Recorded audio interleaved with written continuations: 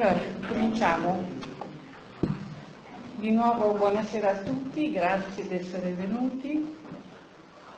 Stasera inizia la grande avventura della palingenesi in Svizzera. Grazie, dottor Moia, di aver voluto iniziare in un altro paese che non è la Spagna, questa nuova metodo di approccio alla malattia come momento di rigenerazione della persona.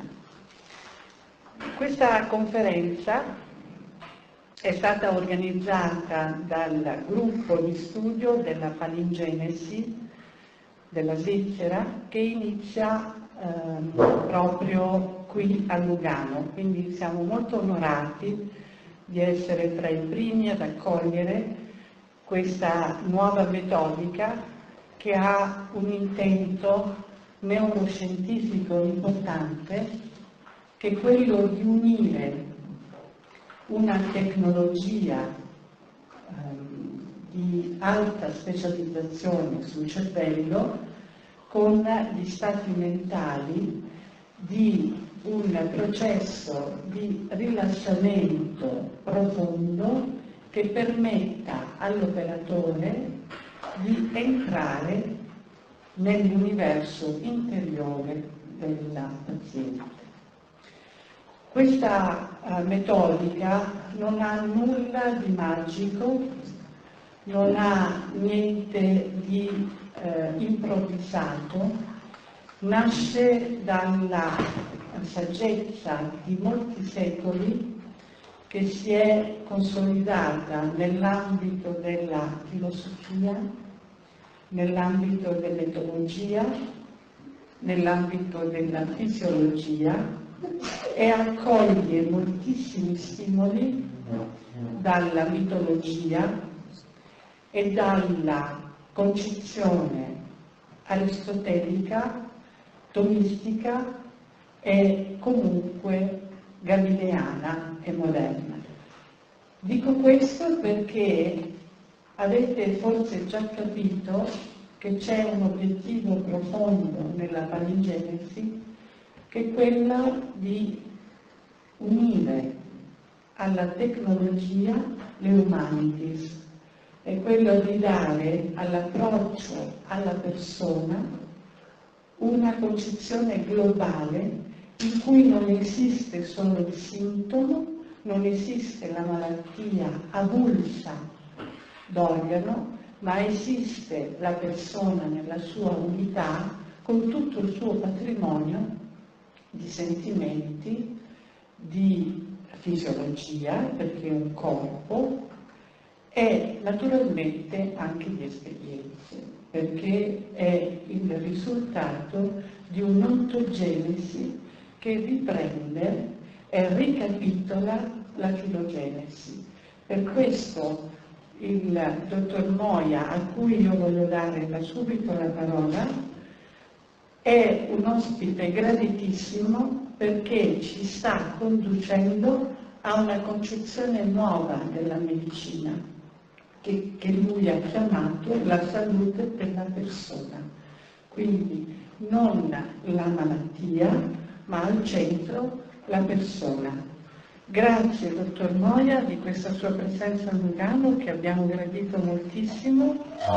Nel centro Lupini in questi giorni si stanno tenendo dei seminari di studio in cui stiamo mettendo in match la metodica del dottor Moia che viene condotta su pazienti insieme a delle registrazioni elettroencefalografiche con analisi spettrale per andare a rilevare quali zone del cervello si attivano quando il dottor Moia procede con le fasi di rilassamento e di esplorazione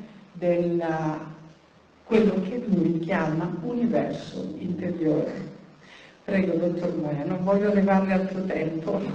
Grazie. Prima proviamo a vedere se quando parla il dottor Moia sentono tutti. Ok. Grazie mille, doctora Podela por traerme aquí.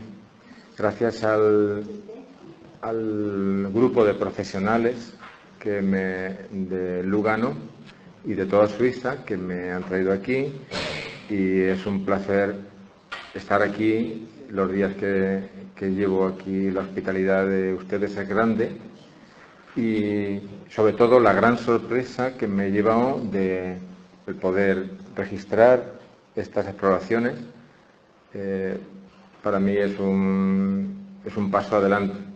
Yo soy médico desde los 22 años, aunque no lo parezca, llevo 40 y tantos años de radiólogo, y en los últimos, desde el 2013, hice un cambio que intentaré explicar, porque si no lo explico será una de las primeras preguntas, ¿no?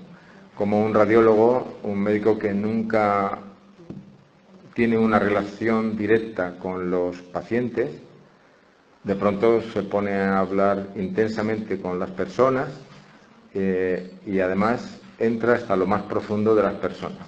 Es un cambio muy radical. Explicaré cómo pasó, pero desde que esto pasó, mi interés es demostrar lo que hago. La primera vez podía parecer efectivamente un poco mágico, un poco de don personal, y en el tiempo que llevo trabajando en la palingenesia, que son 5 años, mi interés es, por un lado, demostrar que todo lo que hago tiene una explicación científica, y, en segundo lugar, explicar esto para que otras personas lo hagan también. Las dos tareas son para mí una pasión que en algún momento llega a ser ansiosa. Entonces, cuando llego a Lugano y me encuentro un grupo de profesionales dispuestos a registrar pacientemente esas exploraciones, ha sido un privilegio estar aquí, por el sitio, por ustedes y por los registros. Muchísimas gracias a todos por asistir esta noche también aquí, a oírme. Voy a intentar explicar lo que hago, que para mí es apasionante, y seguro que no lo consigo, pero luego hay un turno de preguntas. Entonces, aguanten un poquito y luego ya me preguntan lo que realmente les interesa, que probablemente no lo he dicho. Bueno, yo a los 22 años acabé en medicina, no tenía ninguna duda de que mi especialidad era radiología, y hice radiología por ir directamente a la causa del problema, sin perder tiempo, en aquel momento decía, hablando con las personas. Así pasó el tiempo hasta que, bueno, cuando yo empecé, pues los ultrasonidos no existían en la especialidad, colaboré activamente con él en el desarrollo, luego el desarrollo de la resonancia, activamente. Después colaboré con el desarrollo de la tomografía por emisión de positrones, que no era propiamente de mi especialidad, y eso tiene importancia, porque ahora en palingenesia es importante relacionar en transversal, o sea, no reducirse a una especialidad. La persona es una totalidad, y estamos todos muy especializados. Entonces es necesario hacer ese esfuerzo de interrelacionar cosas que en un primer momento no pueden tener nada que ver, como cosas biológicas con materia psíquica, y sin embargo vienen del mismo centro de la persona. O sea, la persona nos exige que lo atendamos desde todos los puntos de vista. Después de la tomografía por emisión de positrones, pues estuve involucrado en un aparato que por fin habían desarrollado en una ciudad china, que es los ultrasonidos enfocados de alta intensidad, de High Intensity Focused Ultrasound. Con este desarrollo en China, en una ciudad que se llama Chongqing, pues habían conseguido hacer una ablación térmica de una tumoración que en Occidente no es posible abordar, que es el tumor de páncreas, altamente vascularizado, en una zona que no es abordable, Y allí en China, pues sí, que se conseguía esa ablación. Aquello apareció en los medios y mucha gente, muchas personas me buscaban para que yo les pusiera en contacto y les llevara a recibir este tratamiento. Y entonces, por primera vez, contacto con las personas. Hasta entonces, mi labor había sido tecnológica. Pero el viaje a China es largo y los contactos pues también daban pie a entablar una relación personal, y ahí vino mi primera sorpresa. Todas las personas que me buscaban eran personas con un cáncer de páncreas, un adenocarcinoma de páncreas, y entonces cuando hablaba con ellos, todos ellos habían tenido una contrariedad grande para ellos, y a veces objetivamente grande, hacía 1 año y medio. Entonces esto me hizo pensar, y se cumplía, y ya para mí era una obsesión. Mi padre había muerto de un cáncer de páncreas, y bueno, pues también busqué esa cosa, y también creo haberla encontrado. Y entonces empecé a buscar. Es, bueno, esto está claro, ¿esto es una casualidad o es una causalidad? ¿Es una correlación o es una causalidad? Es el problema que tenemos siempre en ciencia. Es una correlation, no es una causality, pero con gran frecuencia damos ese traspiés. Yo no quería darlo. Me confirmé con todas las personas que atendía, y entonces empecé, cuando me confirmé en el cáncer de páncreas, una búsqueda. Yo todo mi trabajo de radiólogo había hecho todo tipo de radiología, pero sobre todo me había centrado en el cáncer. Me parecía un reto para la medicina y siempre me había centrado ahí.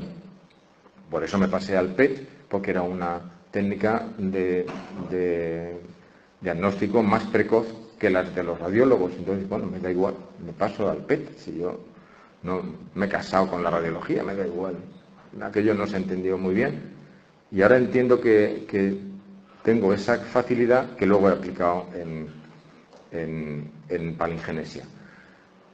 Apliqué esta teoría de búsqueda de algo que había contrariado a las personas anteriormente a cualquier cáncer, y vi que esto se cumplía y que cada cáncer tenía una personalidad. Entonces empecé con otras patologías. Yo en aquel momento hacía mucha ecografía, porque en España teníamos una crisis y lo que nunca había hecho en mi vida tuve que empezar a hacer. Entonces dije, bueno, después de haber volado por lo más alto de la tecnología, tuve que volver a hacer lo más bajo considerado en radiología, que es la ecografía. Porque tienes que enfrentarte a la persona, la tienes enfrente, que es lo que los radiólogos no queremos. Y tienes ahí a la persona que te de frente, y le tienes que hacer una exploración, y le tienes que tocar. Como yo tenía esta inquietud, empecé a ver de las patologías que yo atendía qué problema podía haber, y a comprobar. Entonces, bueno, pues yo le decía, a ver, perdone, ¿le importa que le haga una pregunta? No, que un doctor me hable, pues me encanta. ¿Usted ha tenido algún problema de este tipo? Pues sí, pero ¿usted cómo lo sabe? Pues vale, perfecto. Entonces iba cumpliendo esto. Luego en las cenas de amigos era el más divertido, porque al final de la cena les decía a todos por qué le había pasado, por qué le dolía el dedo, por qué tenía una cistitis, por qué había tenido Era muy divertido, ¿sí? Qué divertido eres. Al final de la cena nos has dicho todo lo que nos pasa.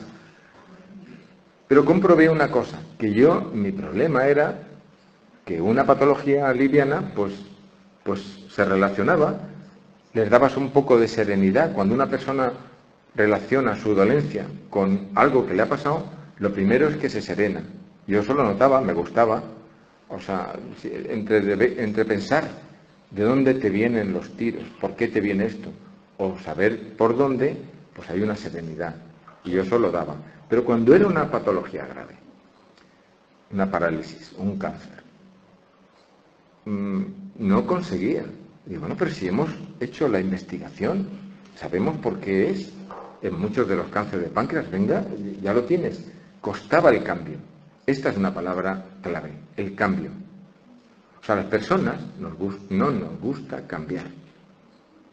O sea, a las personas nos gusta que todo siga igual. Y sin embargo la vida es un puro cambio. La vida es un puro afrontar el futuro sin desfuturizarlo. Tú vives el futuro que se convierte en presente lo vives, pero no puedes desfuturizar el futuro. Y nos pasamos la vida sin vivir el presente y planificando el futuro. Eso es una actitud muy propia del entendimiento. Y al final, voy entrando en la composición de la persona, nos creemos que somos entendimiento y voluntad. Y lo que vengo a decir es que aparte del entendimiento, aparte de la voluntad, que aparte de la ciencia convencional, aparte de todo y sin ir en contra de nada, hay que prestar atención a algo más profundo que empieza a aparecer en la enfermedad, en el sufrimiento sin enfermedad. Hay personas que tienen un sufrimiento y no tienen enfermedad. Y las pruebas médicas dicen, no hay nada. No, porque yo tengo algo. Hay un sufrimiento debajo. Y hay unos sueños, y hay unas actuaciones que no tienen ningún sentido. Todo esto, más la investigación que yo llevaba, me llevó a decir, es necesario bajar al mundo profundo de la persona.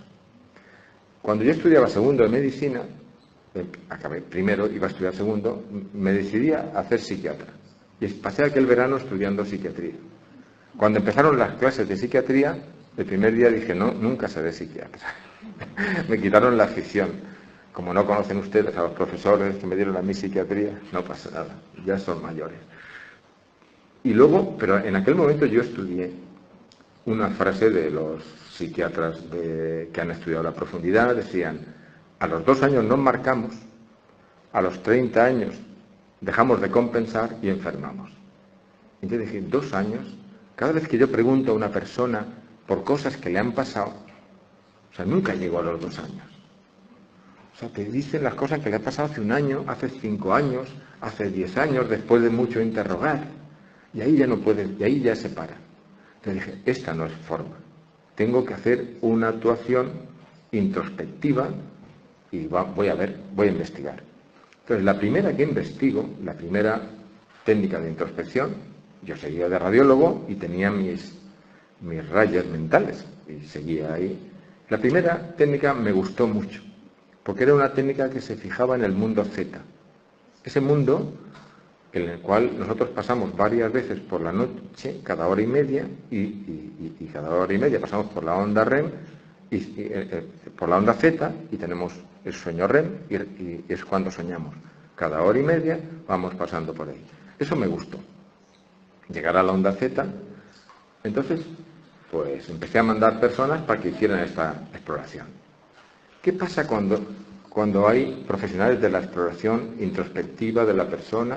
Pues que tienen un sistema de trabajo, pues al final protocolario. Al final todos acabamos en el protocolo. Y claro, la persona no es protocolizable. Eran personas que veían a una paciente cada hora.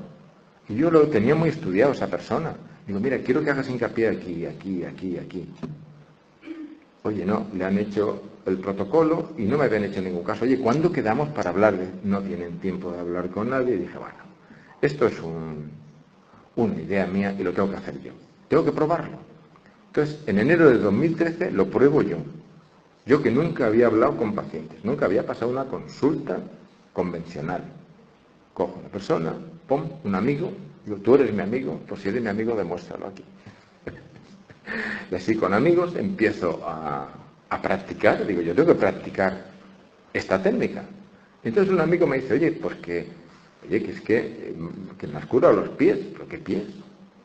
A mí me dolían los pies desde que nací y cuando salí de tu consulta no me dolían los pies. Digo, a ver, voy a mirar, a ver qué escenas has revivido y en qué escena tú te has curado los pies. Porque yo primero no sabía que te dolían los pies y segundo, yo no he pretendido curarte los pies, yo estoy practicando. Empecé a tener resoluciones espontáneas de muchos procesos, de todo tipo. De tipo psíquico y de tipo físico. Entonces yo empecé a interesarme, digo, primero, voy a seguir con esto. Según iba siguiendo, empezaba a modificar esa técnica, a modificarla, a aplicar, porque yo lo que quería es hacer introspección a través de una somatización que ya tenía. Luego enseguida empecé a preguntar los sueños y vi claramente que a una persona tú le tienes en cuenta una somatización, que es algo biológico, que a lo mejor corresponde a una especialidad de nefrología o de traumatología o de dermatología. De cualquier somatización le unes un sueño y con esa tenaza tienes la solución. Le preguntas a una persona, ¿dónde te duele? ¿Qué sueñas? Y juntas los dos y ya tienes muchísima información. Claro, pero los sueños, estamos en el orden de la inteligencia, que actuada por la profundidad te hace pensar cosas raras. Pero como ha dicho la doctora en la introducción, nosotros estudiamos mucha simbología, porque ese mundo profundo al que abordamos es simbólico. ¿Por qué han fracasado muchas personas que han intentado llegar al mundo profundo de la persona? Porque no saben simbología. ¿Y quién sabe simbología? Muy poca gente. ¿Tú, Paco Moya, sabes simbología? No. Yo no sé simbología, pero muy pocas personas pueden hablar de simbología. ¿Por qué?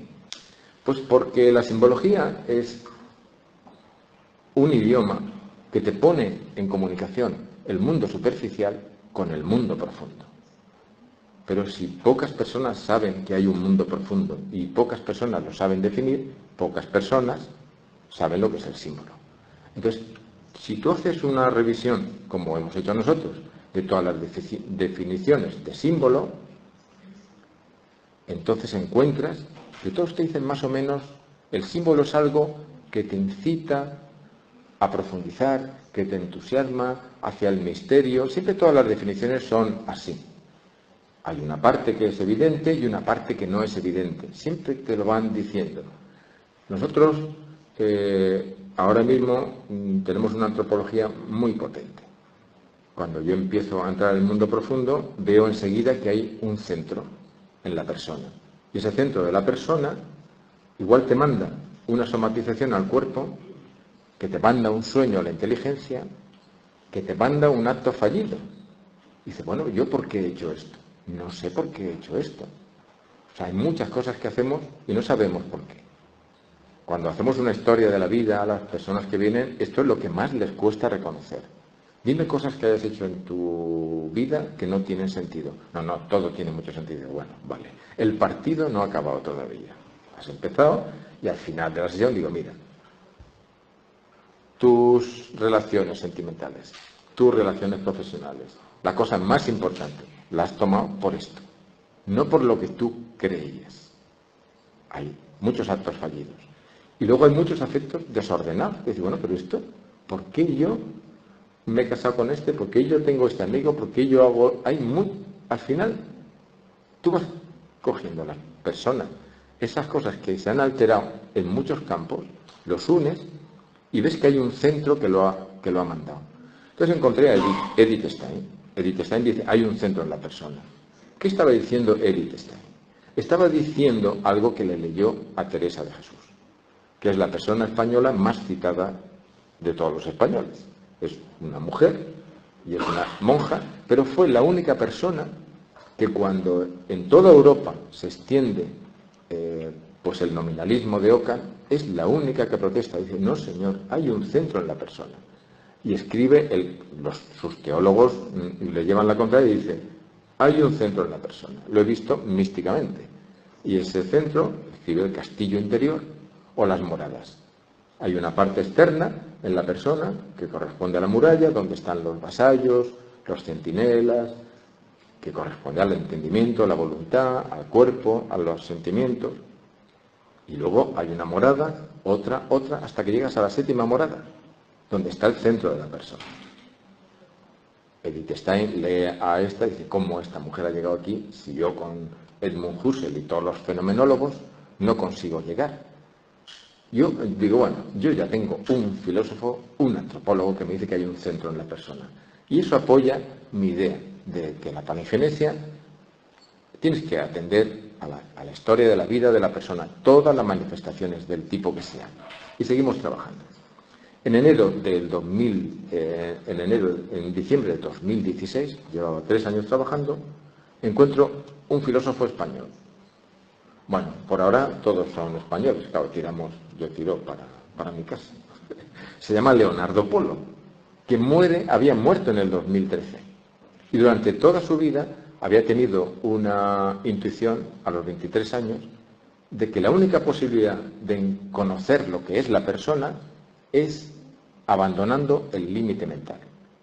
Es decir, si yo quiero saber en el cosmos lo que yo llevo dentro, nunca lo encontraré, porque yo como persona tengo algo más que el cosmos, soy algo más que el cosmos. Tengo parte del cosmos en mi persona, pero yo tengo algo más. Y ese algo más, si yo no lo puedo ver fuera, lo tengo que ver dentro. ¿Cómo hace? Hace una construcción antropológica, empieza a abandonar el límite mental y llega a donde llegó Teresa de Jesús. Y llega a decir, para llegar al centro de la persona no hace falta tener una gracia de Dios extraordinaria mística. Y dice, los místicos son unos flojos. O sea, intelectualmente puede llegar al centro de la persona. Entonces, la construcción antropológica de Leonardo Polo es muy potente. Y según me la van explicando, coincide totalmente con nuestra experiencia. Es decir, lo bueno de la persona está en el centro, está en el corazón. Por fuera tenemos una coraza, una personalidad, pero por dentro está la persona. Y esa persona tiene 4 trascendentales. La libertad está ahí, y fuera pues está muy condicionada a la voluntad. El amor está ahí, y fuera puedes tener unos sentimientos que pueden estar más o menos alterados. Y la inteligencia está ahí. Pero esto de la inteligencia es algo dicho por Aristóteles hace 24 siglos. Cuando a mí me dicen, pero ¿cómo dices que el niño puede percibir ya en el seno de la madre? ¿Cómo dices que los niños son superiores a los adultos? ¿Cómo dices todas esas cosas que dices? Yo no lo digo, lo dijo Aristóteles hace 24 siglos. El niño nace con un intelecto agente. Tiene que ser un intelecto agente en acto, porque lo que luego aparece, que es la inteligencia, a los 9, a los 12 años, es pura potencia, es una potencia. Y en filosofía, una potencia no se actualiza si no hay un acto. Tiene que haber un acto que vaya actualizando la potencia de la inteligencia. Y tiene que haber un acto que vaya potencializando la voluntad. Y ese acto es la libertad. Y tiene que haber un acto, que es el amor, que vaya actualizando los sentimientos. Y tiene que haber un acto, que es la coexistencia, que mueva nuestro cuerpo para relacionarnos. Nuestro cuerpo está para relacionarnos. Y cada manifestación que tiene el cuerpo es para relacionarse con los demás. Porque si no seríamos espíritus puros que no nos podíamos relacionar. Entonces, eso está muy bien construido por Leonardo Polo. Y nosotros lo tenemos muy comprobado, y más que comprobado, cuando hemos empezado a atender a niños. Porque los niños son puro corazón. Los niños no tienen la coraza que tenemos nosotros, los adultos. Y cuando tú haces una exploración de un niño, por primera vez en tu vida te enteras de lo que es el amor. Porque un niño es puro amor. Y cuando haces una exploración de un niño te enteras de un montón de cosas que nos están volviendo locos. Es decir, los niños más enfermos son los más sensibles. Y cuando exploras a un niño, te enteras que el niño tiene tanto amor y tanta coexistencia y tanta solidaridad con los demás, que cuando percibe un dolor en un adulto, él enferma justamente de lo que está sufriendo el adulto. Hace de altavoz. Llevo 2 años trabajando en un colegio, una vez al mes, estamos viendo a niños y hemos visto 13 familias, porque lo primero que vimos fue que el niño no tiene ningún problema. El problema lo tiene la familia, decimos, al padre, a la madre, que tiene que pasar porque tiene un problema, que es el que está delatando, está haciendo altavoz el niño. Entonces, hemos visto 13 familias en estos 2 años. De las 13 familias, un niño ha tenido un resultado espectacular. Los otros 12 han mejorado. Pero como los padres no han mejorado, ellos se han vuelto a estancar. Entonces, esto que estoy diciendo es una responsabilidad, pero coincide con lo que dice Leonardo Polo de que lo primero que tenemos en la vida es el corazón, lo que llamamos el corazón. Esa tercera parte que nadie nombra. Todos tenemos en cuenta la biología, y los médicos y muchos otros profesionales actúan sobre la biología. Todos tenemos en cuenta que hay una psique, hay una esencia en la persona, y los psicólogos y muchas técnicas actúan sobre la psique. Pero nadie tiene en cuenta que hay algo que los trasciende, algo que los mueve y que está en acto. Y eso es ahí donde vamos. Y el niño lo tiene desde el primer momento. Y el niño, hemos visto una experiencia que se compenetra con otras cosas publicadas. Por ejemplo, que cada 10 años, está publicado, aumenta 3 puntos el coeficiente intelectual. ¿Qué está pasando? Lo vemos. Los niños tienen más inteligencia que nosotros, tienen más corazón, tienen más cualidades. O sea, yo soy muy entusiasta con el futuro, porque los niños son mejores que nosotros. Entonces, los niños, esto que estoy diciendo, si pensáis un poquito, veréis que la creatividad siempre se obtiene de dentro, nunca se obtiene de la inteligencia. ¿Quiénes son los creativos? Los más creativos son los artistas. Y los artistas son personas que viven más hacia adentro. Entonces, el niño viene creando cosas nuevas. Si os fijáis, por ejemplo, en la creatividad de la informática, los genios de la informática tienen menos edad que los que no manejamos bien la informática. Y son ellos los que lo traen. O sea, cambia totalmente. Yo empecé en el mundo de la medicina. Yo me he pasado totalmente al mundo de la pedagogía. No es que no me interese la medicina, pero me interesa mucho la pedagogía, porque si nosotros hemos visto que los niños son los que traen el futuro, pero no es que sean el futuro, es que lo llevan impreso, es que hay que prestarles atención en la familia y en la escuela. Y cuando un niño se desvía un poquito, por ejemplo, está triste, no cuesta nada hacerle una sesión, es muy rápido. A un adulto es muy difícil y muy largo, muy laborioso, y cuando llegas a la solución siempre te lleva a la contraria. Quiero testigos. Un niño es muy rápido. Y al niño le hablas al intelecto agente y reacciona rápido. Entonces, los niños llevan el futuro impreso y la obligación es entre todos mirarle.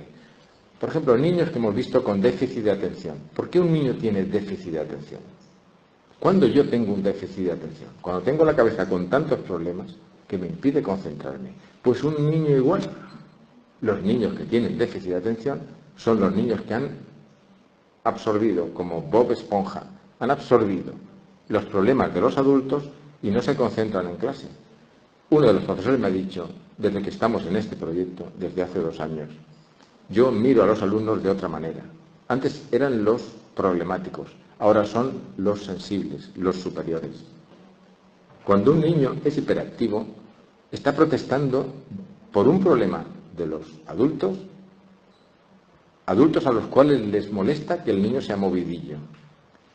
Si a los adultos les molesta que sea paradito, se queda en un rincón, se queda autista.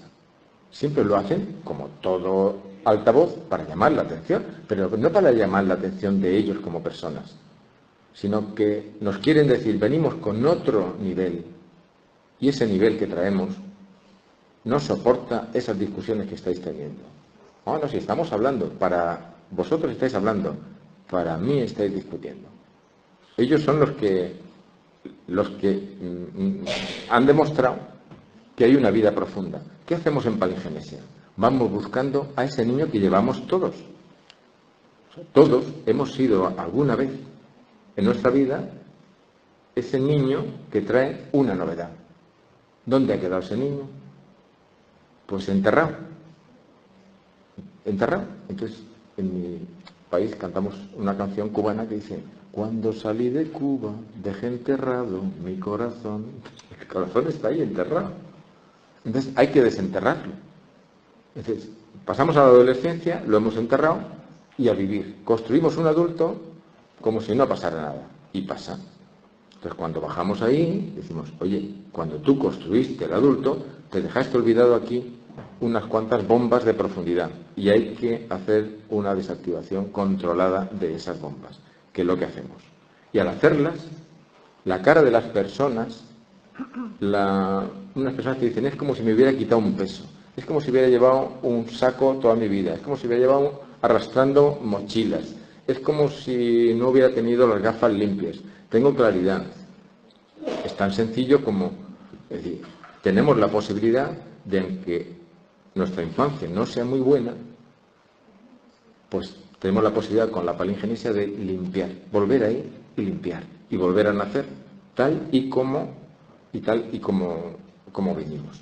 Entonces, he intentado presentar un poquito lo que hacemos, y en este tiempo que yo llevo, los primeros 2 años, actué yo solo.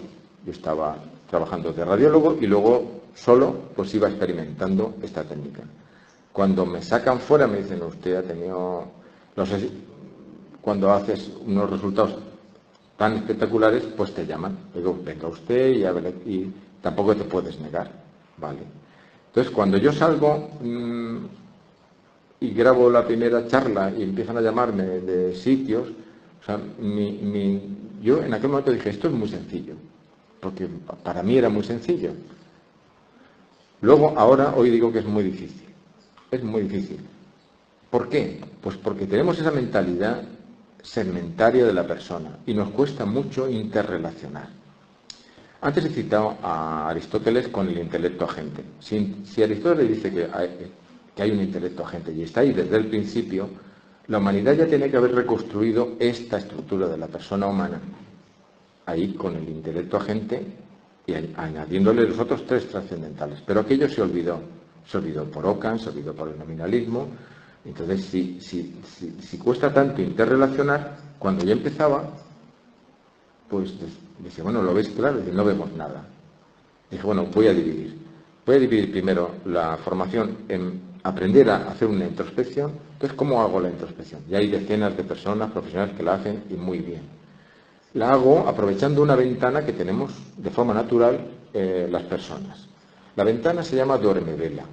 Hay un momento que tú estás en vigilia, y estás muy activo con tu entendimiento. Y otro momento que estás dormido y tu entendimiento no funciona. Pero entre uno y otro hay un duerme-vela, que estás ahí, no estás ni dormido ni despierto. Entonces, ese duerme-vela, en ese momento, en ese instante, tú tienes una onda beta racional activa, bajita pero activa, y una onda zeta vegetal activa. Y en medio has dejado la onda alfa, que es la onda animal. Cuando tú pones tu ventana de atención un poquito en beta y un poquito en zeta y englobando alfa, ese es un momento mágico, que tú no puedes mantener. Pero como todo en las personas, necesitamos de otra persona. La persona ha sido pensada para que se apoye en otra persona. Y el que es hombre tiene que apoyarse en la mujer, y el que es alumno tiene que apoyarse en el profesor, y el que es empresario tiene que apoyarse en los empleados. Aquí el drama para la persona es estar solo. Y lo que más sufre la persona es de soledad. Entonces, tú no puedes mantener el duerme-vela, pero si otra persona te ayuda, puedes mantener durante 1 hora, más o menos, un duerme-vela. En los adultos, en los niños, el tiempo es muy limitado. Tienes que estar muy experto, porque cuando dicen ya, es ya. El adulto le puedes pedir un poquito más, pero el niño no. Pero al adulto le puedes tener más o menos cerca de 1 hora. Durante 1 hora tú navegas por ese mundo profundo en presencia de tu inteligencia. Entonces tú te das cuenta de quién tú eres. O sea, el viejo lema del templo de Apolo en Delfos, conócete a ti mismo, hace mención a este momento en que tú entras en ti mismo. ¿Por qué en ti mismo? Porque esa parte de fuera de la persona es muy convencional, pero esa parte de dentro de la persona es muy única, inédita, irrepetible. No te valen los protocolos. Entonces, una vez que me preguntaron mis seguidores, ¿por qué has hecho eso y eso? Yo lo pensé y entonces me di cuenta de que yo hacía la introspección con un criterio de sorpresa. Me tiene que sorprender, porque cada persona me sorprende. No hay 2 exploraciones que sean iguales. Por fuera sí, cuando hago la historia de la vida, pues a todo el mundo le duele la rodilla y además ha tenido un problema económico en el riñón y en el hígado. Bueno, más o menos sí. Pero eso no sirve para nada, Cuando vas profundizando, vas entrando justamente en la persona. Entonces, tú navegas y empiezan a aparecer, pues, a lo mejor escenas de la infancia normalmente, o escenas de antes de ayer, conectadas, y empiezan a aparecer muchas escenas. Entonces, en esas escenas, a lo mejor 15 escenas. En esas 15 escenas está la solución, pero tienes que conectarlas entre sí y conectarlas con toda la información externa que tú tienes. Entonces, hay un ejercicio de interrelación a lo que no estamos acostumbrados. Dice, mire, me duele la mano. Pues mire, el traumatólogo no, pero es que no la puedo mover. Pues vaya al neurólogo. Y el neurólogo, oye, ¿qué tal? Pues vete al vascular. Pero nadie interrelaciona. Entonces, esta construcción de la persona tiene mucho que ver con Aristóteles, como ha hecho la doctora por él al principio de la introducción, pero Aristóteles tenía un método de trabajo coherente con su estructura de la persona. Y él le llamaba epagoge. Epagoge es interrelacionarlo todo. La persona es muy compleja, pero aparte de ser compleja, está interrelacionada. Entonces, nosotros tenemos manía de interrelacionarlo todo. Entonces, ese ejercicio nos cuesta mucho. Entonces, ya hay muchas personas que navegan, pero pocas que interrelacionan. Entonces, ahora estoy trabajando con las personas que me siguen de una forma más entusiasta, para que, además de navegar, interpreten.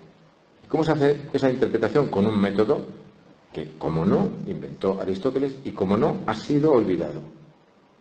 Cicerón dijo, no, esto de la epagoge es como la inducción, la deducción. No, ni es inducción, ni es deducción. Es transversal y es interrelación.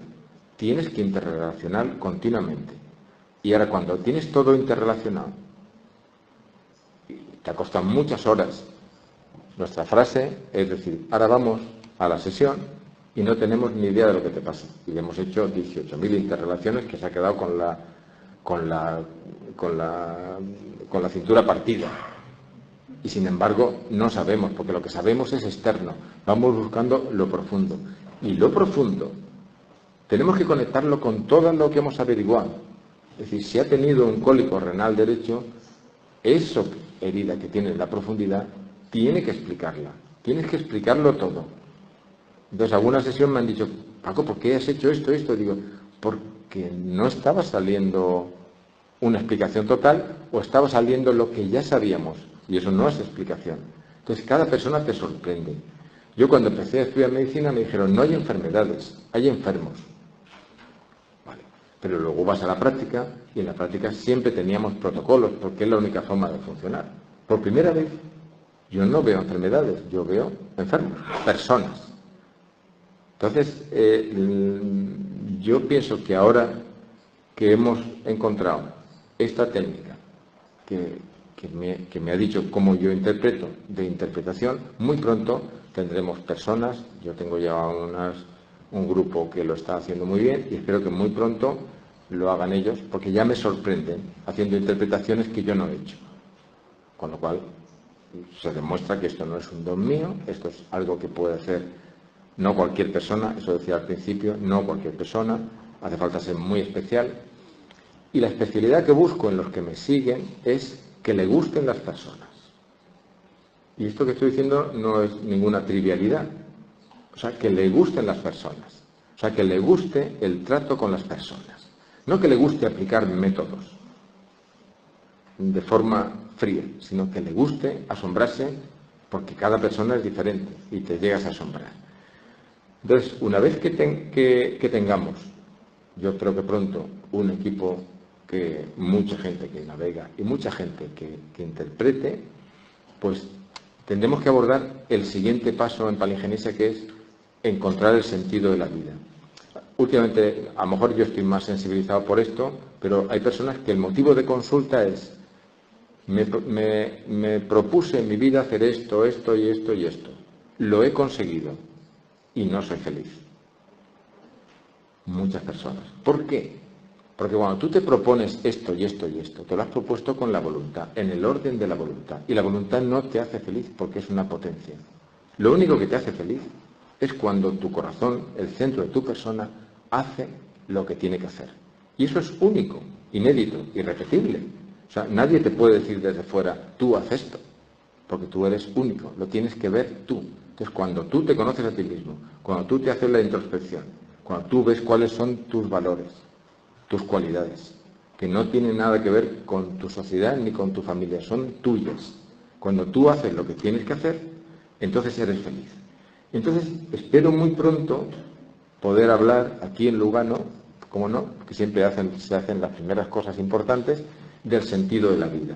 Y esto me ha llevado a pensar en una persona que hasta ahora no había considerado, que es uno de los psicólogos de la profundidad, que nunca me había llamado la atención, que es Viktor Frankl. Porque Viktor Frankl habla del sentido de la vida. Entonces Viktor Frankl empieza a hablar del sentido de la vida y que lo va a buscar por la logoterapia. Y nosotros estamos haciendo terapia con la palabra. Yo no utilizo aparatos. Es la palabra, es la confianza. Las personas tienen que ganarte su afecto, su confianza, y entonces bajan las ondas alfa de alerta y está más confiado, y lo vamos registrando esto.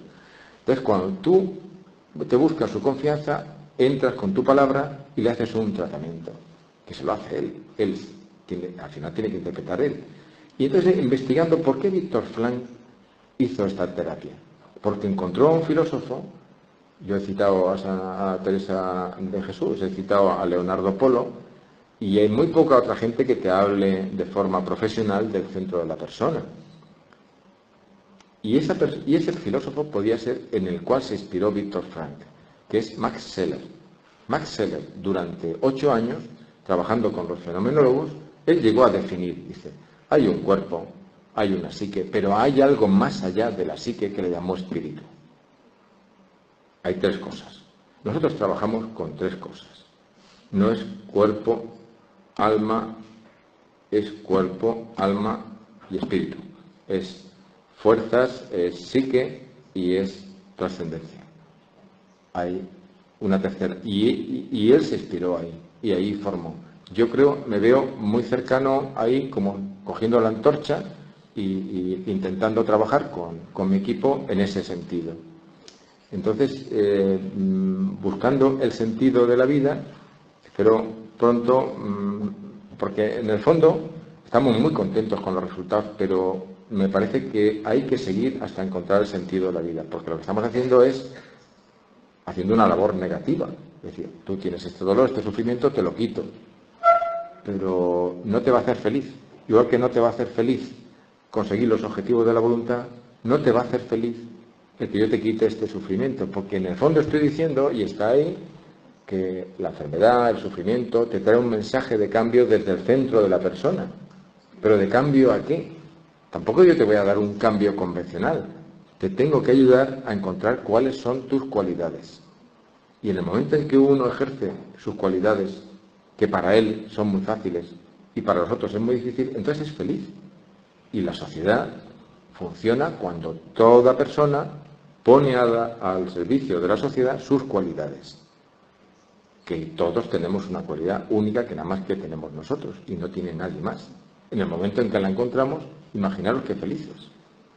Yo soy tan feliz ahora haciendo la palingenesia que siento que soy el único que ha encontrado su cualidad. Porque, claro, tampoco, y le digo a las personas, tranquilo, que lo encontrarás a los 50, a los 60, porque tampoco conviene encontrar estas cualidades muy pronto, porque se te suben a la cabeza. Uno ya cuando es mayor, es muy difícil que se le suban a la cabeza. Pero ese es el objetivo que tenemos. Una síntesis sería el haber encontrado esta integración del conocimiento médico, del conocimiento de la biología. Hemos integrado mucho una técnica que no he hablado mucho, la etología, que es el comportamiento de los animales. O sea, nosotros tenemos en la parte baja, tenemos una biología, que nuestro cuerpo es biológico, está esencializado de una forma humana, pero es biológico, no es animal, pero es parecido al animal, y eso lleva unas limitaciones que tenemos que conocer. Encima hay una persona muy valiosa, pero que tiene los pies de barro y que hay que saber que puede tener una impronta o puede tener una acción sobre estímulos supernormales. Las dos acciones que acabo de nombrar, etológicas, fueron motivo de un premio Nobel de Medicina y Fisiología en 1973. ¿Por qué? Porque hay que solucionarlos. Y son improntas de animal que es absurdo que las tengamos personas. Y es absurdo que no bajemos. Pero vamos integrando todo el conocimiento, por supuesto.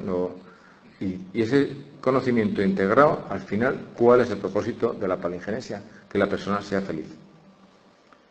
O sea, yo empecé por el cáncer, luego seguí por cualquier enfermedad, porque, bueno, empecé con esos resultados espontáneos a construir un método de por qué aquello espontáneo había sucedido. O sea, mi impresión es que había sonado la flauta por casualidad. Había sonado una flauta. Entonces, mi interés es decir, ¿qué he hecho yo para que suene la flauta? Entonces me veo obligado a hacer una explicación antropológica de la persona, que es en lo que me he explayado, pero luego hay otras, me encuentro con otros problemas en la persona que no los puedo explicar si no es con la etología, con la parte animal, pero ahora tengo que unirlos, y la forma de unirlos no es fácil. Unir la materia con la inmateria no es fácil, cómo se llega, y luego además tengo que unirlo con el idioma común, que es la simbología, y por supuesto, conociendo muy bien la fisiología, todo conocimiento es para nosotros muy útil. O sea, ¿cuál es el objetivo? El objetivo es conseguir la felicidad auténtica de la persona. El objetivo es, si me dices más, es que cada persona ayude a la persona que quiere a profundizar, a hacer esta introspección. Así como yo empecé, yo pensaba que el marido podía hacérselo a la mujer y la madre se lo podía hacer al hijo, y el hijo que tiene, niño pequeño, que tiene terrores nocturnos, es absurdo que los tenga. ¿Por qué la madre no le hace una transformación de ese sueño y se le van los terrores nocturnos y le explica el mensaje que trae ese mensaje nocturno, ese mensaje del sueño? O sea, esto es mi ilusión. Luego he tenido que venir a tierra y cuando me dicen esto es muy difícil. Primero es muy difícil y además tienes la obligación de documentarlo.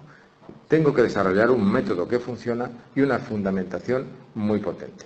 Mi sensación durante este tiempo es que, salvando la distancia, ¿no? Me siento como Sully, este piloto que consiguió salvar a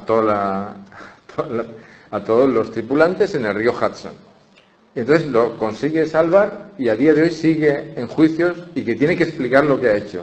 Y yo decía, bueno, vamos a ver, si yo me quedan pocos años para jubilarme, he hecho mi carrera de radiología, lo he pasado muy bien, ya está, se acabó, ahora vivir de jubilado, y ahora me encuentro con que tengo que explicarle a todo el mundo lo que hago, que es una cosa maravillosa, espectacular. Me siento muy identificado con Sully, pero yo he desarrollado un método y una fundamentación.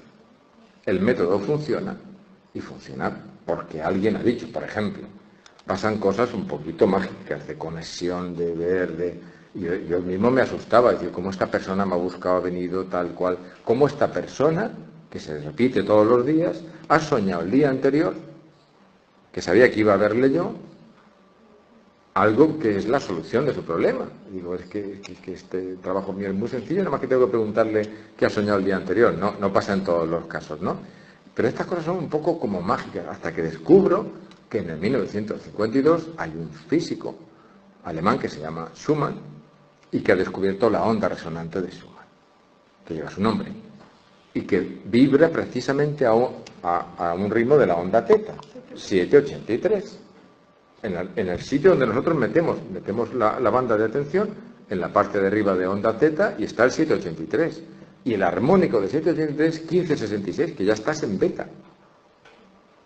Entonces, es decir, justamente entramos ahí en esa onda resonante, que es una onda resonante que cuando choca con la ionosfera, rebota, y ese espacio entre la Tierra y la ionosfera le hace de caja de resonancia, nunca se agota. Si yo estoy con la onda teta mía en conexión con mi madre, estoy en fase con ella, aunque esté en Singapur, le llega la onda. Esas cosas, dice, ¿qué le pasa a mi madre que siempre que estoy enfermo me llama? ¿Cómo lo sabe? O sea, antes de que nosotros inventáramos la radio, antes de que las inventáramos, la planta ya emitía onda resonante de Schumann, 783. Y esa onda llegaba a la ionosfera y le mandaba la planta de mi jardín señales a los árboles del Amazonas. Y cada célula vegetal es una emisora y una receptora de ondas que no se amortiguan nunca. Ondas que no se amortiguan nunca. Es que me estaba calentando, me dicen los traductores que pero es que me emociona que las plantas, la palabra neuron, el primero que pone la palabra neuron es Platón y con eso define la célula vegetal. Una célula es emisora y es receptora. Tenía una persona que no se creía esto, dice, eso que tú dices de la onda teta no me lo creo, era ingeniero.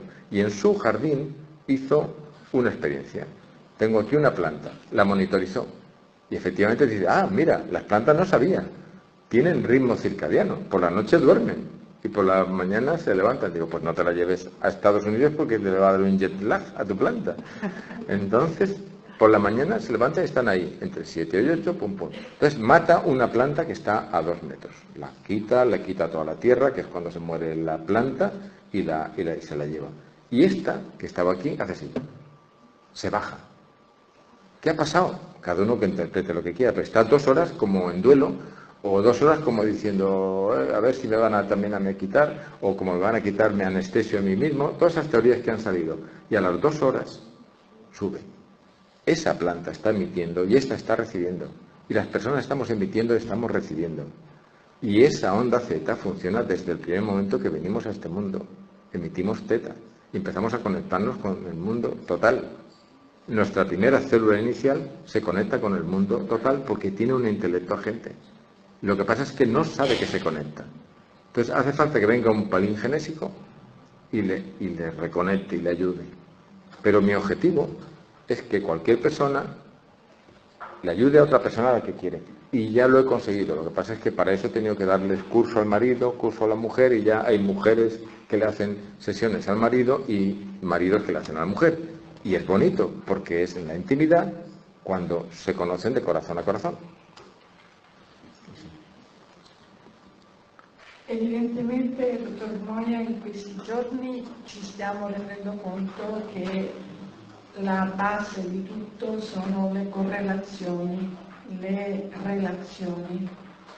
Tutto questo si inserisce in questo anche nuovo filone della scienza che è legato ai circuiti neuronali che sono collegati attraverso dei neuroni a specchio che ci consentono di sentire l'empatia.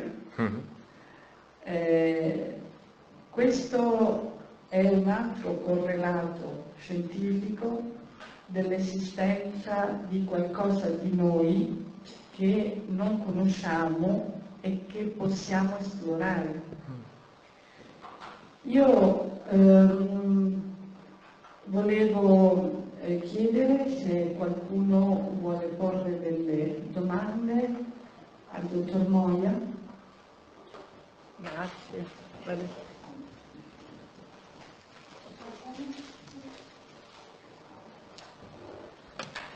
Grazie mille per essere qui.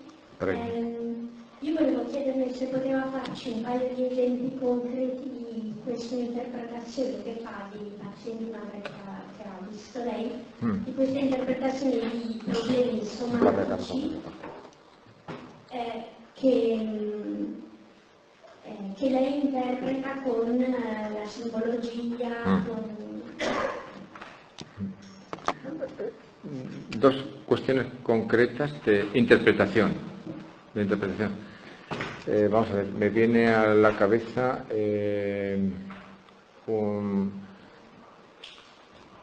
hay una simbología que es muy evidente y es la simbología creada por el propio paciente, que son los sueños.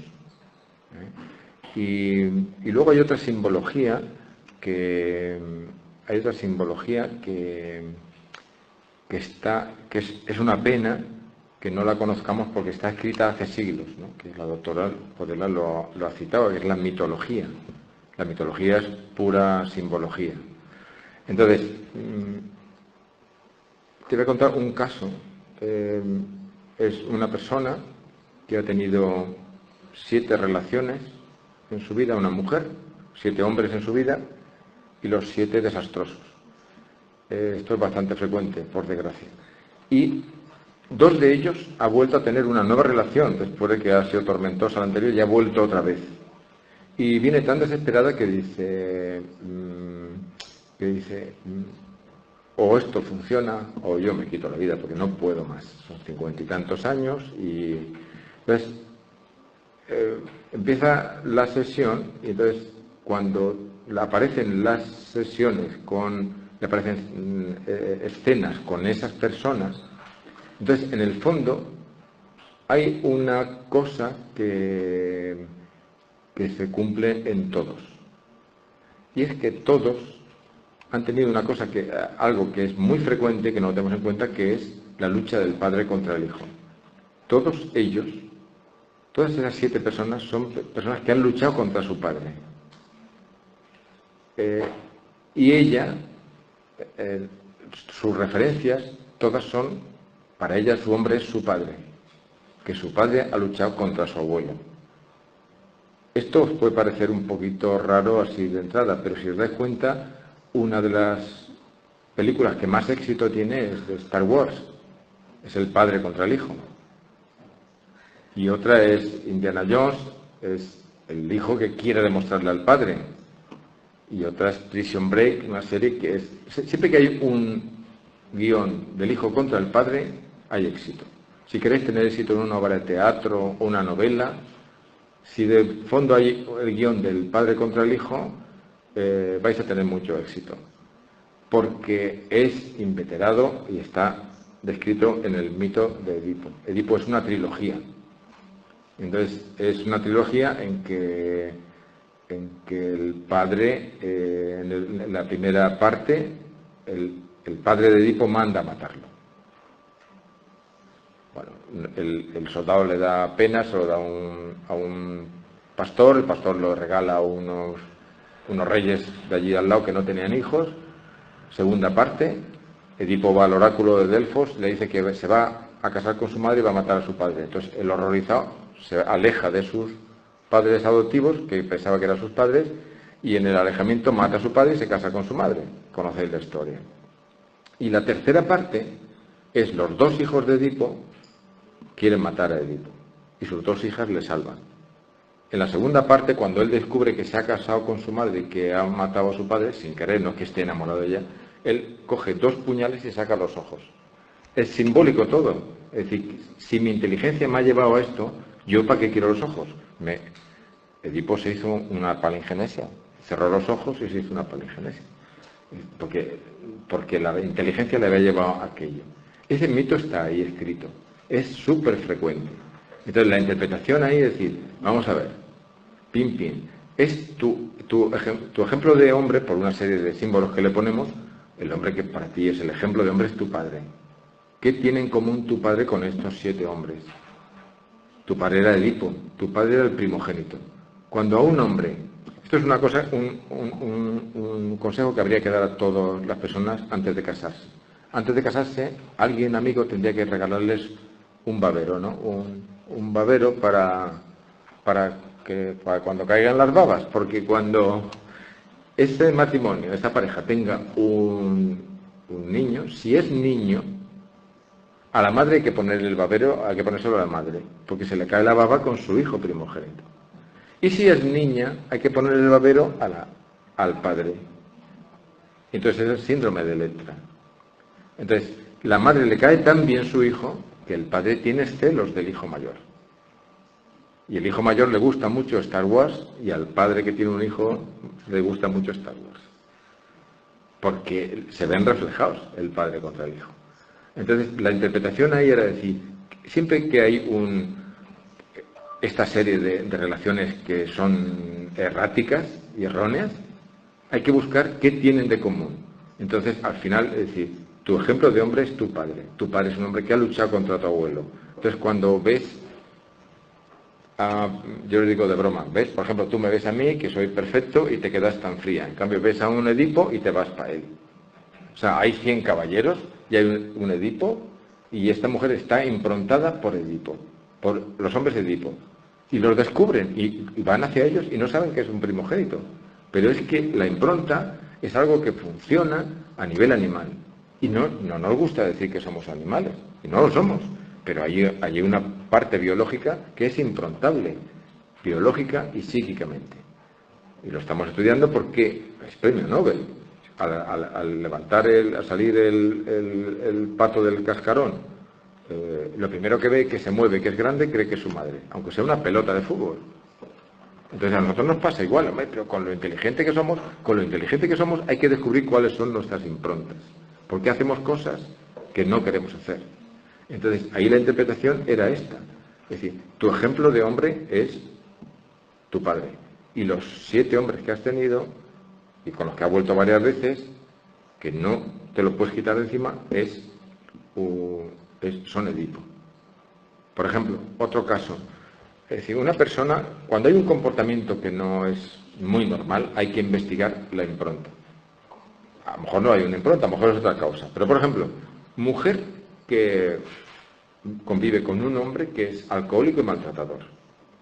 Entonces yo le pregunto, bueno, pues claramente, a ver, ¿quién en tu familia es alcohólico y maltratador? Porque no es que lleves 10 ni 20 años, es que llevas 30 años. Tus amigas llevan años diciéndote que por favor lo dejes. Tus vecinos te dicen que por favor lo dejes. Esa mujer a mí me ha proveído de un montón de libros que hablan de... Porque las amigas le daban, dice, tardé años en abrir los libros, tardé años en leerlos, pero era superior a sus fuerzas, o sea, era una cosa, un comportamiento totalmente errático.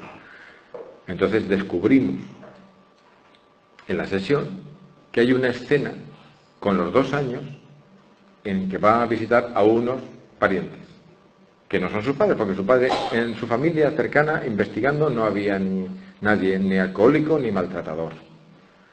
Pero hay una escena de 2 años que va con unos parientes y ese pariente, ella lo ve desde debajo de una mesa camilla, ve el siguiente espectáculo, cómo él viene borracho, cómo él le da un palizón enorme a su mujer y cómo al final la arrastra por los pelos por toda la casa. Los niños son más improntables cuanto más espectacular es el hecho. Cuanto más espectacular, más que improntas. Y entonces el niño acaba, a lo mejor, presenciando algo muy desagradable y eso que es tan desagradable para él es lo que él vuelve a hacer. Y eso se llama impronta y como nosotros dependemos de un cuerpo, el cuerpo es improntable, ¿no? Te he dicho dos ejemplos y ya salió la impronta y no sé si querías otro tipo de ejemplos o sea, ahí es la búsqueda de la impronta y tienes que buscarla, ¿no? ¿Y después qué se hace? Pues después, fíjate tú, bueno, es que esa pregunta es buena. Fíjate que yo al principio he dicho, yo empecé con resoluciones espontáneas, yo no hacía nada, simplemente navegando, y yo a los que vienen a aprender esta técnica digo, vamos a ver, no puedes hacer ningún daño, es un duermevela. Pasa algo similar a lo que pasa cuando tú estás durmiendo y tienes una pesadilla, te duele tanto que abres los ojos. Imagínate que el que te está ayudando a hacer esa introspección no se da cuenta de que tú estás sufriendo mucho.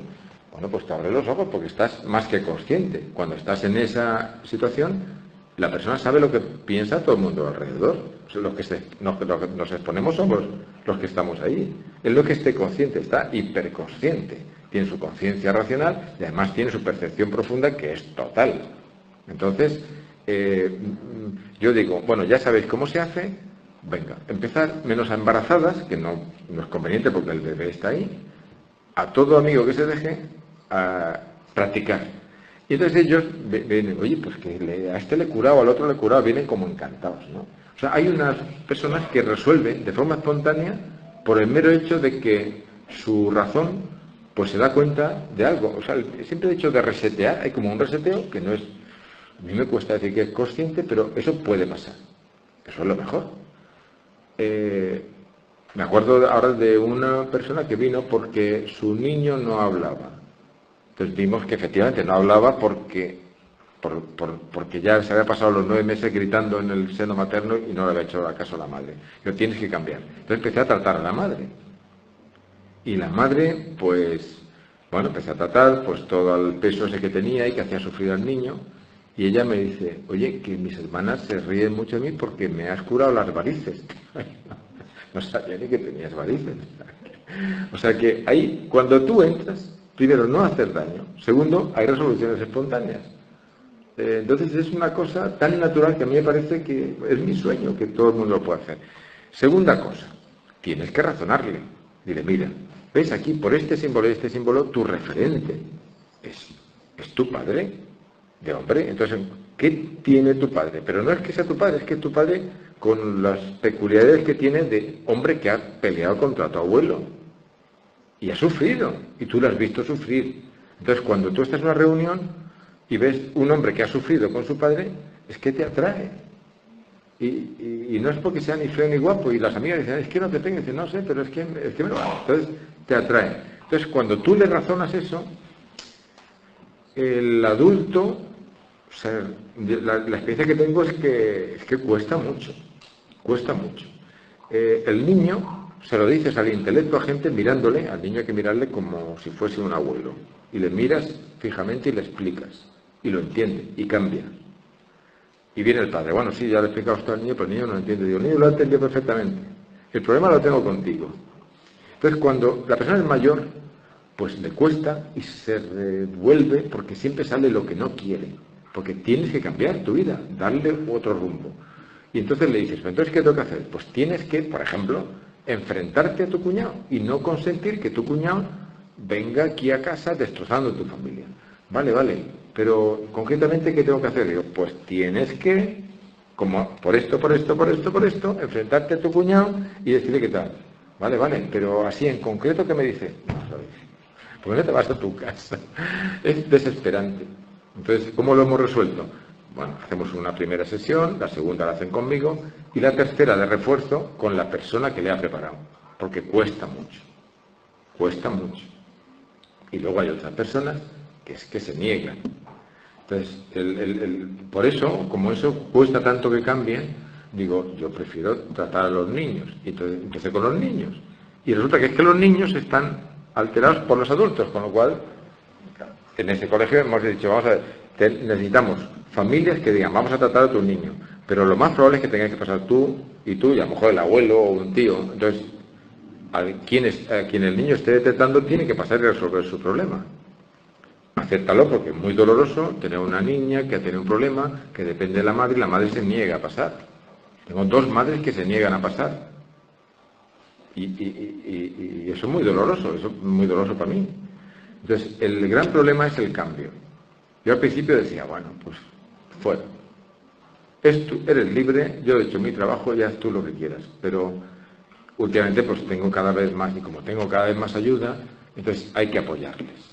Entonces, el apoyo, siempre me he negado a hacer muchas sesiones. Yo hacía una, ahora hago 2, una de preparación para que esa persona esté acompañándome, para darle, y hago 2 de refuerzo por sistema. Si no las quiere tomar, no las quiere tomar. Pero creo que cuesta mucho que cambie. Que tenemos que seguir reforzando el cambio. Quindi, dottor Moia, lei ci dice che se lei riesce a fare queste correlazioni, la coscienza stessa di queste relazioni del paziente lo può già aiutare. Sì. Però lei sta dicendo anche un'altra cosa, che il paziente si è costruito le sue difese e che è restio a lasciarle. Sí, hay casos que yo quiero que siempre haya testigos, porque en algún caso, incluso en un curso con a lo mejor 10, 12 personas, pues aparece algo y te dice, oye, es que ha aparecido ahí, que tú pues has visto esto, y te dice, no, pero si estaba aquí 10 personas. O sea, la fuerza de cambiar es muy potente. Y cuanto mayores somos, mejor. Entonces, por ejemplo, me encanta tratar a personas antes de formar una familia. Personas de 20 años, 14 años. Es una maravilla. Porque primero, los problemas son muy simples los suyos. Y dependen y es antes de procrear, pues se ha complicado menos la vida. Y además ellos están como muy abiertos, en general. Yo creo que cualquier persona antes de engendrar tendría que pasar por ahí para saber, cuando tenga el niño en la familia, lo que tiene, para que sepa, que sea consciente, ¿no? Bene. Doctor Moya, usted habló de los niños, ¿no? Cual me sorprendió mucho porque tengo un hijo de 22 años y una hija es totalmente diferente. Pero también me sorprende que diga que los niños, que está confiado del futuro de los niños. Y yo me pregunto, cuando yo era niña, en mi casa me decían que lo importante era lo que tú aprendías y la fortaleza tuya era tu mente. Y no cree que ahora en la sociedad que vivimos es demasiado competitiva para estos nuevos niños en el futuro. Son demasiadas expectativas de nosotros los adultos hacia estos niños. No, es que lo que acabas de decir es justamente el problema que tiene esta sociedad. Yo empecé con un método, pero el intentar fundamentarlo ha sido tan fuerte que ahora realmente soy más antropólogo que médico. Entonces he estudiado muy a fondo el problema, de dónde viene el problema, por qué yo tengo tanto problema para que las personas cambien, por qué yo tengo tanto problema para que mis seguidores entiendan cómo funciona el centro. Después de dar un curso todavía me vienen con cuerpo y psique. Esa parte profunda que más Scheller la vio, que Viktor Frankl vio que era el futuro, cuesta mucho que entre. ¿Por qué? Porque cuando ya Aristóteles había llegado al centro, por la vía del intelecto, cuando ya Aristóteles se olvida, pasa por Alejandría, y de Alejandría por los árabes lo traen a Occidente y se empieza a conocer a Aristóteles. Entonces lo captan en primer lugar Alberto Magno y Tomás de Aquino y hacen un estudio como había hecho Aristóteles. O sea, empiezan a estudiar el cosmos y del cosmos empiezan a subir, y ya cuando van a llegar a la persona se mueren los dos. Entonces se mueren los dos, pero antes habían dicho la clave y claramente habían dicho a dónde había que llegar. Y es una cosa que dicen ellos, dicen, una cosa es la esencia y otra cosa es el acto de ser. Esto está dicho en dos líneas por Aristóteles y desarrollado al máximo por Alberto Magno y Tomás de Aquino. La esencia no es el acto de ser, la psique no es la trascendencia. Entonces, iban a llegar a construir, porque Aristóteles realmente lo que estudió fue la cosmología, la astronomía, las plantas, los animales, y luego al final escribió un poquito de filosofía. Y estos pensadores de la Edad Media pues iban con esa idea y habían construido la Edad Media una estructura de la voluntad muy profunda, muy nueva, que no tenían los griegos, y una estructura del amor muy profunda, que no tenían los griegos tenían la esclavitud, y ya nada más que faltaba llegar por la vía de la voluntad y por la vía del amor a ese centro que ya había llegado el intelecto a gente. Y cuando estábamos ahí a punto, aparece un filósofo que es John de Duve, escoto, que dice, bueno, esto del acto de ser no es tan importante, yo soy más esencialista.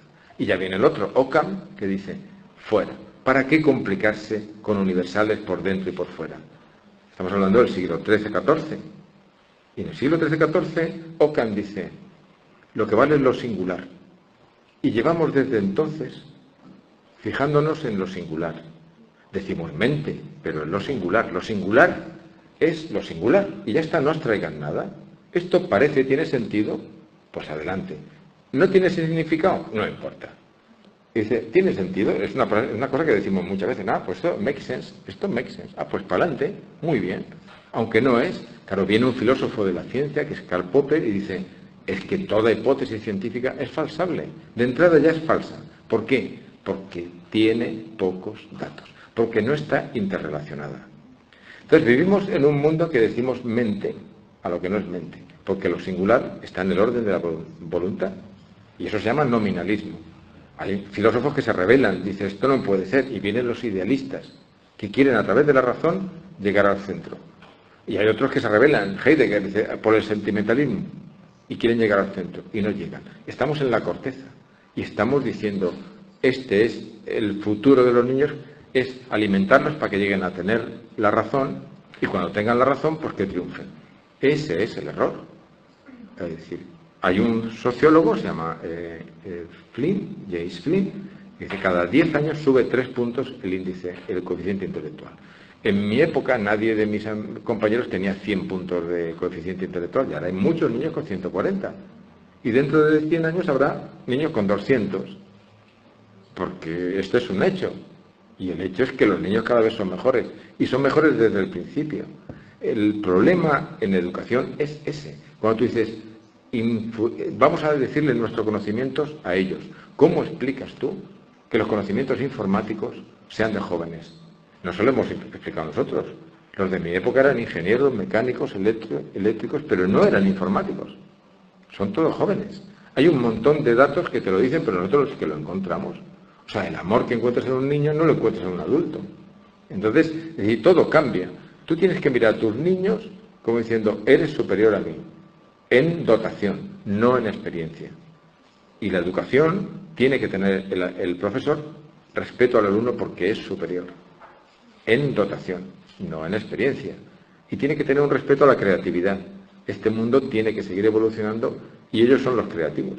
Tu parte creativa está en la profundidad, no está en la superficie. Cuando más se crea es cuando despiertan. Los artistas saben que en ese duerme-vela controlan el duerme-vela. Edgar Allan Poe. Si todo lo que escribe Edgar Allan Poe nosotros lo entendemos. ¿Por qué? Porque él... pues vale, que me calienta. ¿Sabe? O sea, es un error. Es un error. El error es que no se tiene en cuenta esa parte a la que llegó Max Scheler, a la que ha llegado Leonardo Polo y a la que llegamos nosotros. Es la zona trascendental de la persona. Ok, el micrófono es... Aquí. No, tranquillo. Grazie. Quindi il tempo è tirando? Ok, io naturalmente sarei a sentirlo per ore, ma non si fa più tardi. Spero che questo stimolo che stasera abbiamo accolto da parte del dottor Moia sia il primo seme di un cambiamento anche nell'approccio alla sofferenza e che dia veramente aiuto alle persone a ritrovarsi, come dice lei, dottor Moia, corazón e corazón. Abbiamo organizzato questa conferenza, vi ringraziamo ancora per la vostra presenza. Se volete contribuire con un contributo libero sia a questa conferenza ma anche all'attività di studio del gruppo Palingenesi Svizzera, e qui vicino una piccola scatola che potete usare per il vostro contributo. Io credo che molte domande restano senza risposta, però vi invito a seguire con molta attenzione e anche benevolenza questo nuovo approccio che veramente completa l'approccio clinico fatto di alta tecnologia, fatto di tecnica, fatto di competenza legata all'evidence-based medicine, cioè alla medicina basata sull'evidenza, completa l'approccio psichico della persona nella sua globalità di psiche e di sentimento, ma soprattutto ricerca l'universo interiore che è pieno, dice il dottor Moia, di sapienza, di sapienza, di saggezza.